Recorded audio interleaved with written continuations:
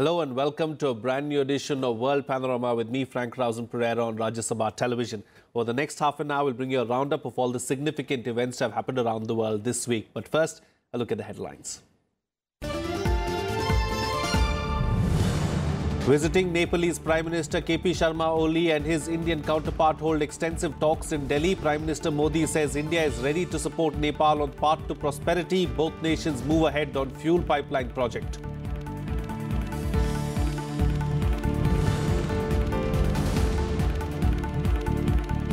China takes action and denounces US tariffs, puts an additional 106 tariffs on American products. Trump had earlier called for tariffs on over 1,300 Chinese products.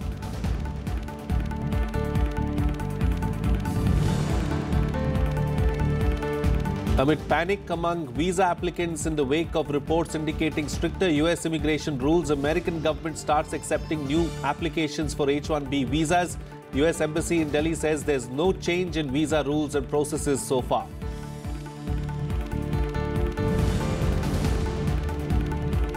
External Affairs Minister Sushma Swaraj highlights threat of terrorism to international peace, pushes for reforms of the United Nations Security Council at the ministerial meeting of the non-aligned movement in Azerbaijan.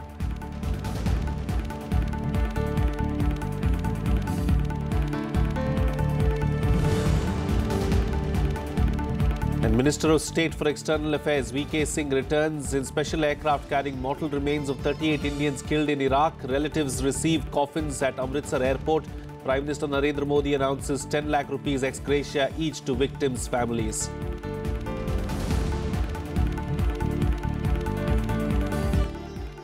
Well, our top focus on the program this week. Chinese officials have warned the US is risking an all-out trade war after hitting back at the Trump administration with retaliatory tariffs on key American goods.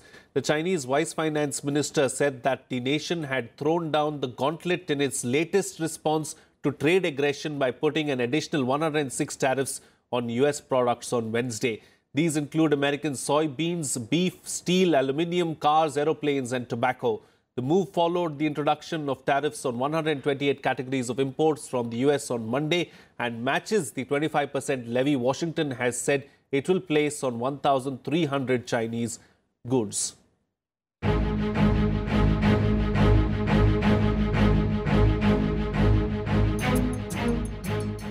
China has never given in to external pressures on its trade strategy, China's Vice Finance Minister said on Wednesday, shortly after Beijing unveiled a list of US goods it will target in response to planned US tariffs. China has never given in to external pressure. External pressure will only make Chinese people even more determined. External pressure will only make us more focused on promoting economic development.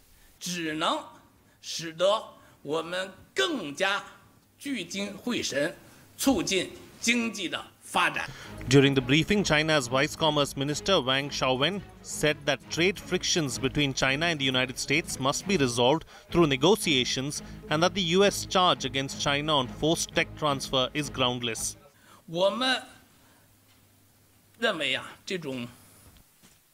We think this kind of unpredictable and rash action will not solve the problem. Disputes can only be solved using constructive dialogue and practical negotiations. The premise of negotiation is mutual understanding and mutual compromise rather than demanding sky-high prices.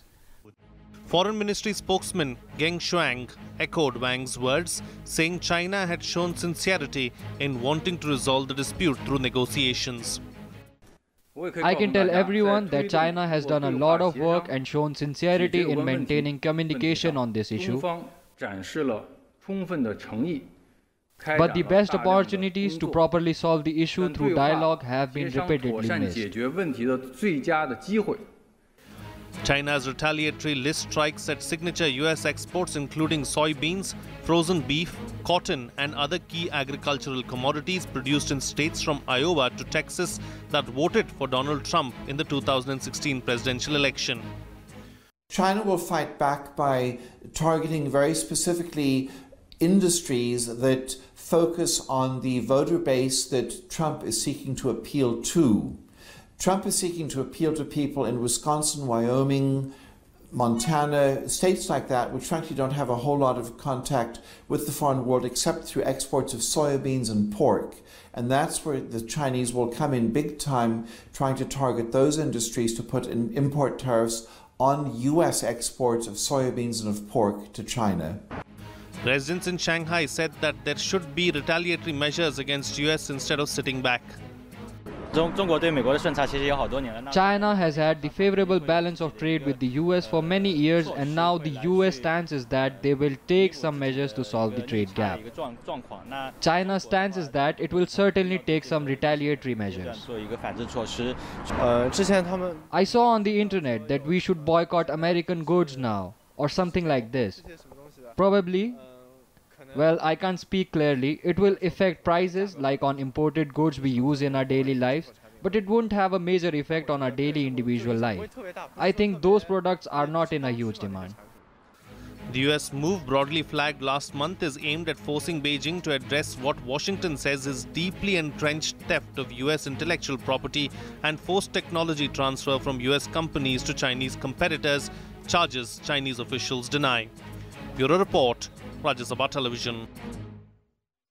And join me for a chat this week to talk about this is former Ambassador Anil Trigunayat. Ambassador, thank you so much for joining me on the program. You know, as far as the issue between US and China is concerned, do you believe that it's heading towards an all-out trade war? Well, it has been very unfortunate that the US initiated these, but one can understand from the perspective of President Trump. Because this is what has been all through his take, and he thought that China was assaulting the American industry, and how to make America great again was being undermined. And that was probably one reason that he thought by slapping these tariffs and he will be able to reduce the trade deficit and strengthen the local industry. But this is probably have an adverse impact. Number one, it's sad because US that has stood for the free trade most of the time and liberalized trade. Although in practice, very often they have indulged in protectionism at various levels, and India has also suffered because of that at times. I find that these the new trade sanctions that they are putting on, or the higher tariffs they are trying to impose, is actually going to create a spiral effect for everyone. But I believe that in the end, probably after all the hoopla is over, there may be a negotiation of some sort, wherein a face saving the Americans will get maybe on the intellectual property rights or on the industrial policy reforms or on subsidies. Because in my view, the China has a greater resilience and sustaining power if there is a war. Of course, in the short term, there may be some pain for both the sides. Who stands to lose the most, Ambassador, if there is an all-out trade war between the US and China? Well, if one were to really say between the two, if you were to take it, that eventually in the long run, it is the US who is going to win. But the Chinese are not necessarily supplying all these items. They have a huge market globally. The biggest trading partner is Japan. And also in the EU, India is the largest trading partner is China. So what will happen is that the trade of China, and also their BRI initiative, which is going on, that also tends to look at all the Chinese products going there.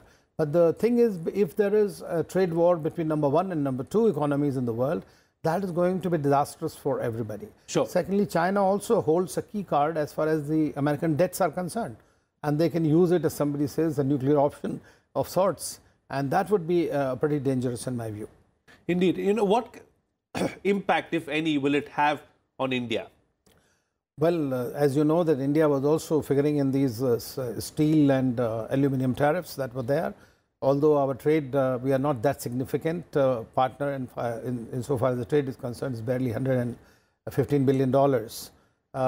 And therefore, we are saying that our trade deficit is also is hardly anything, plus is reducing. And I believe that our Foreign Secretary had gone there and talked to the Trade Secretary and tried to tell them that this is not going to be impacting at all, and we are going to work towards more rationalization of the trade. Because we are more worried about not only the goods trade, we are also have the bigger quantum, which is going to be the services sector. That is very important, which is about $50 billion trade we have on the services apart from the goods. On the other hand, India is also a big market for them, for defense. Now we are they are hoping to become number one suppliers to us And therefore, if these kind of negative tactics go on, they are going to impact on a larger scale.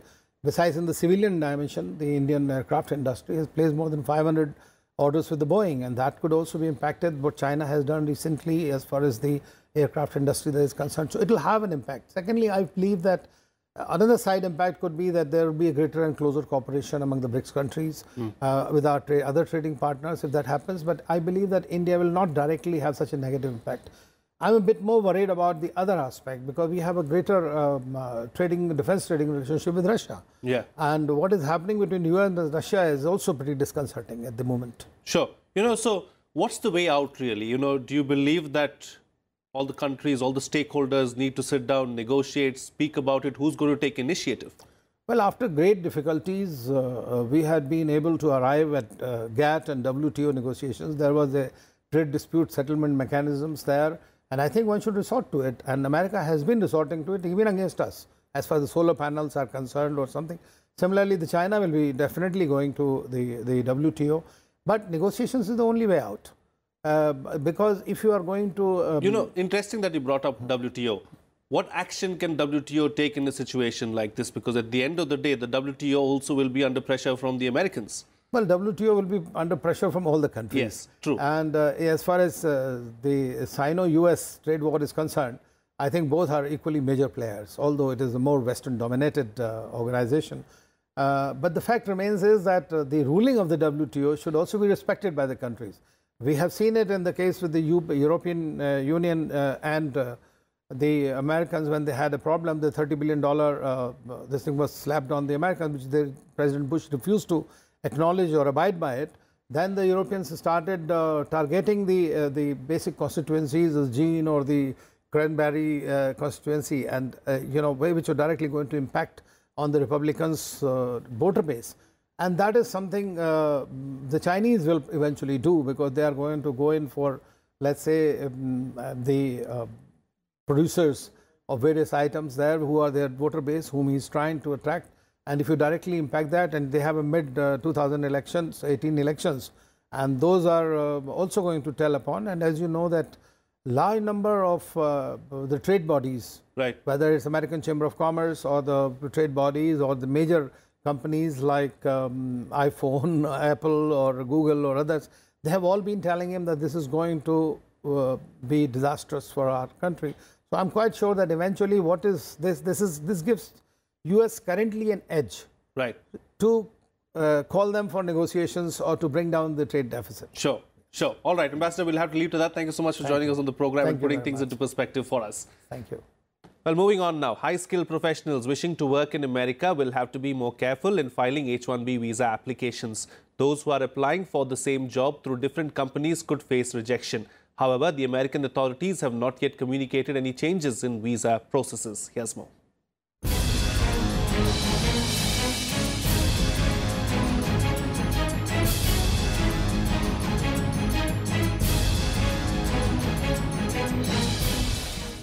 Consulate General of US Assembly in Delhi on Monday clarified there is no change in visa rules and processes till date. The statement comes amid panic among visa applicants in the wake of reports that US immigration rules have been made stricter. Petitions approved by the Department of Homeland Security. So that's not the Department of State. We work for the Department of State. At present, there have been no changes to the H-1B program. There is discussion, there is a review underway, but at present there have been no changes. The US takes 65,000 high-skilled professionals from across the world every year.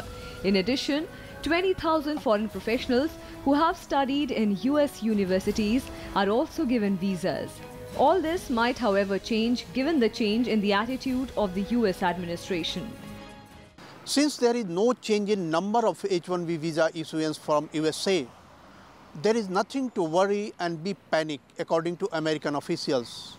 However, there will be a strict invigilation over who is applying and whether there is any duplication in the visa applicants. It will be interesting to see that how these things pan up in the coming days. Akhilesh Soman for Rajya Sabha Television with camera person Shiv Kumar in Delhi. Well, it's time for a short break now. Still to come, we'll take stock of the Nepalese Prime Minister KP Sharma Oli's visit to India. That and much more on the other side. Stay tuned. We'll be right back.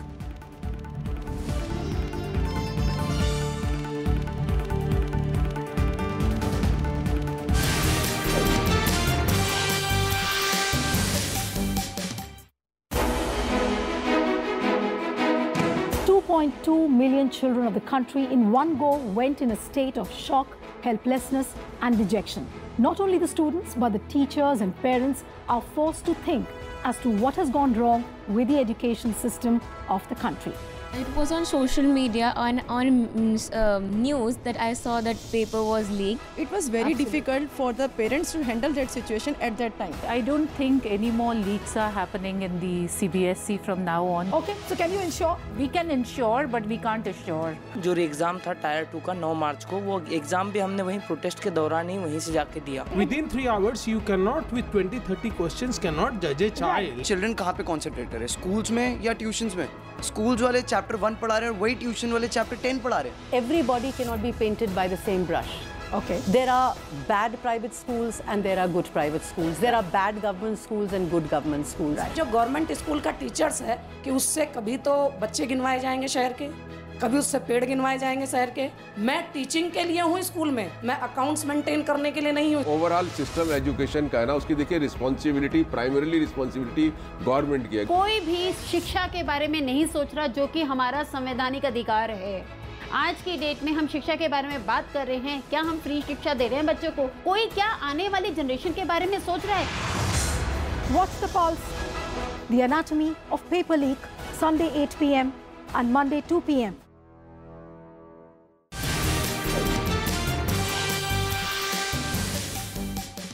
Welcome back. You're watching World Panorama with me, Rausan Pereira. Nepalese Prime Minister KP Sharma Oli on Saturday said he has come to India with a mission to take bilateral ties to newer heights. In a joint address with Prime Minister Narendra Modi, he said that his country always accorded great importance to its ties with India as the two neighbours have many things to offer each other. The Nepalese Prime Minister is on a 3-day visit to India, his first foreign trip after taking charge as Nepal's Prime Minister for the second time in February. The visit keeps up with the tradition of India-Nepal ties, under which the Prime Minister always makes the first visit to India.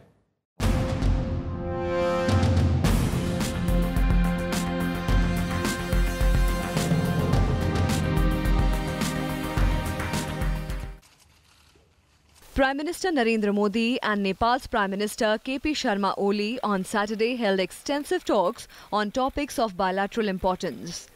Both Prime Ministers also inaugurated the India-built integrated checkpost at Birganj, besides leading a groundbreaking ceremony of the Motihari-Amlekhganj petroleum pipeline.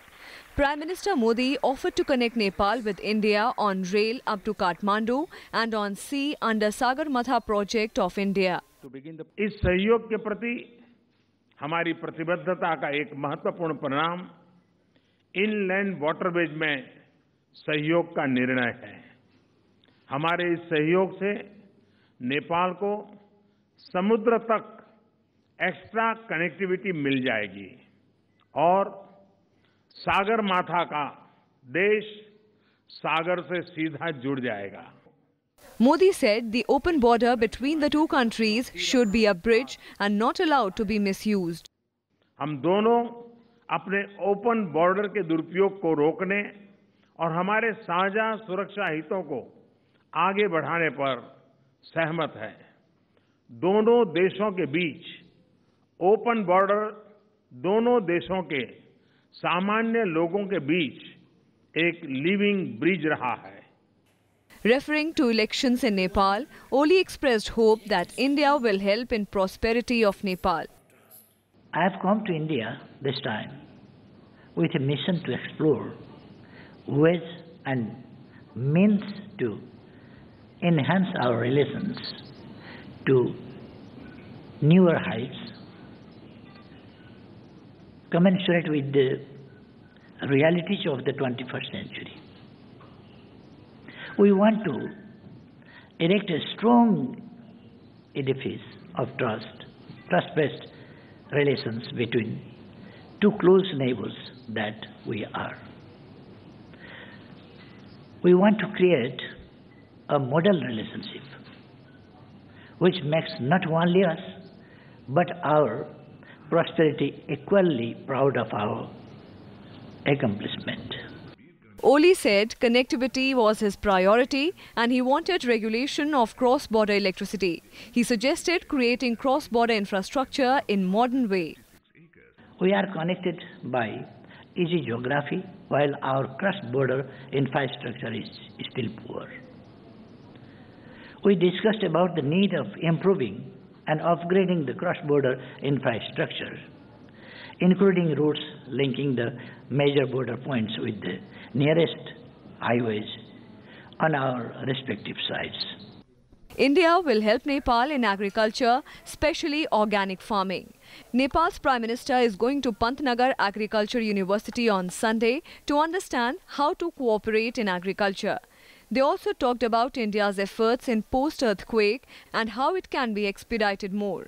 On Friday, he met with business leaders of India and interacted with leading political leaders, including Congress President Rahul Gandhi and former Prime Minister Dr. Manmohan Singh. Both Prime Ministers tried to understand the expectations and aspirations for their respective countries. The focus was how to implement speedily the already ongoing projects. The only catch is how to balance the external forces that try to disturb the organic benhami between the two countries. Akhilesh Suman for Rajya Sabha Television with camera person Prasanto in Delhi. Well, External Affairs Minister Sushma Swaraj has said that terrorism is the biggest threat to world peace. Addressing the 18th NAM ministerial meet in Azerbaijan's capital city of Baku, Swaraj also pushed for denuclearization.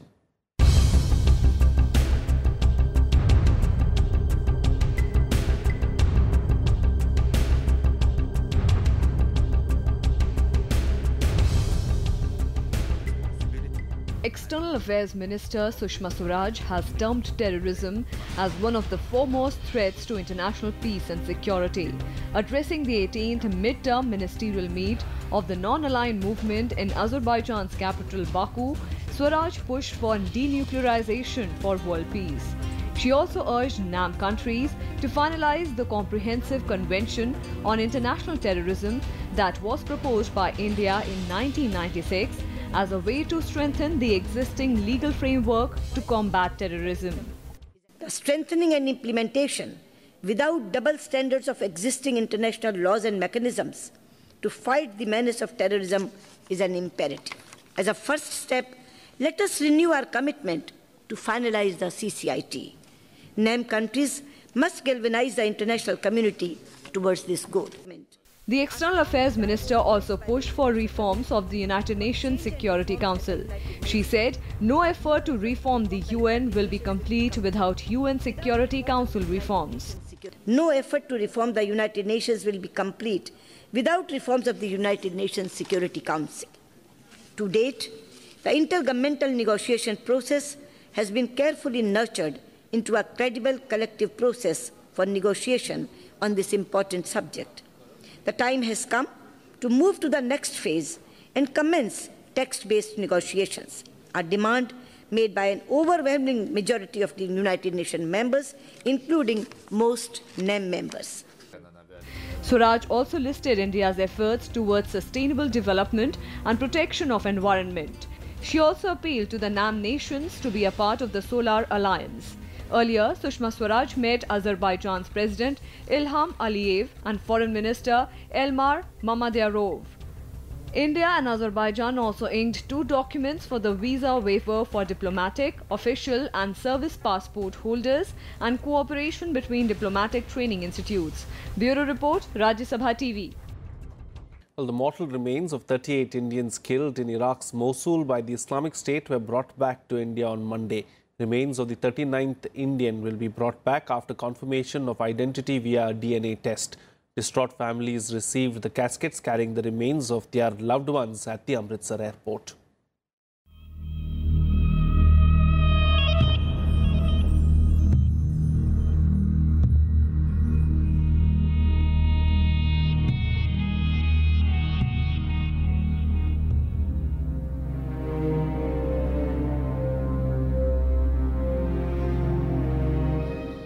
years after they went missing in Iraq, mortal remains of the 38 dead Indians returning home in coffins.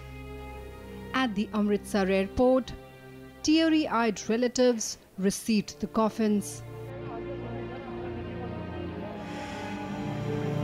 A special aircraft brought back the mortal remains of the 38 Indians killed by the Islamic State terrorists in Iraq.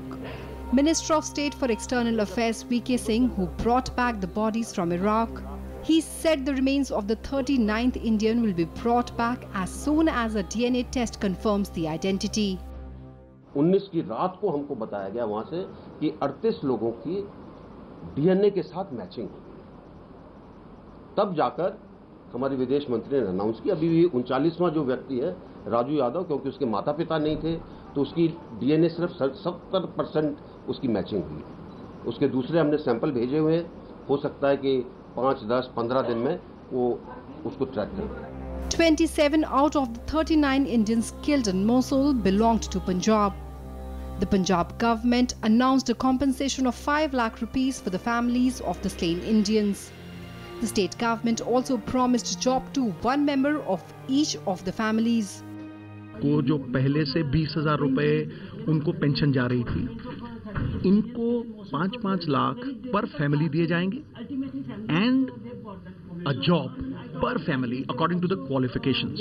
Till then, the pension will continue. External Affairs Minister Sushma Swaraj told Parliament that terror group ISIS abducted 40 Indians from Mosul in Iraq in June 2014. One of them escaped posing as a Muslim from Bangladesh. She said the remaining 39 Indians were taken to Badoosh and killed. Bureau Report, Rajya Sabha Television. And finally, the citadel walls of the Tower of David Museum in Jerusalem's Old City were illuminated with a spectacular projected light show with animations bringing to life the story of King David. Animated figures, artwork and text danced across the walls as the show told the story of the biblical hero, famous for slaying Goliath with a single stone from his slingshot. The show also paid tribute to the works of great artists who captured the figure of Jerusalem's king, including Michelangelo, Rembrandt, Matisse and Chagall. I'm going to leave you with these visuals from Jerusalem. Until next time, this is Rausan Pereira signing off.